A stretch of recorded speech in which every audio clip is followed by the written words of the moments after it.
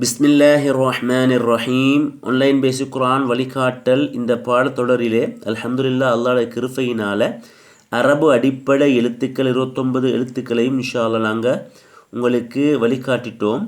இப்போ அதே அரபு எழுத்துக்கள் 29 எழுத்துக்களையும் இந்த கூட்டு முறையில் வரக்கூடிய அடிப்படையில் இன்னொரு வரிசையை நான் உங்களுக்கு காட்டுறேன் பாருங்கள்.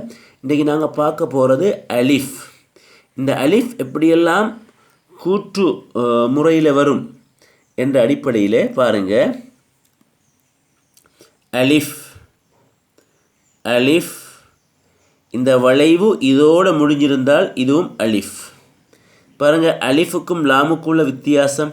இந்த வளைவு வலது இடப்பக்கமாக திரும்பியிருந்தால் இது லாம், இதுவும் லாம்.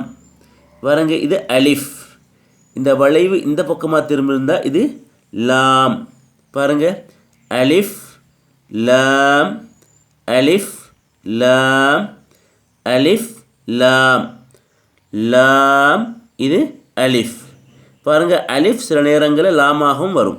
இந்த வளைவு கீழால் இந்த பக்கமாக திரும்பியிருந்தால் இது லாம், இதுவும் லாம்.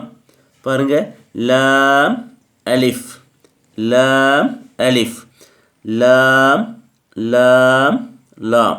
இந்த முறையில் பிள்ளைகளுக்கு இந்த அலிஃபுக்கும் லாமுக்கும் உள்ள வளைவு திசைகளை சிறந்த முறையில் காட்டுங்க. ஜஸல்லாஹு அன்னா வ அன்கும்.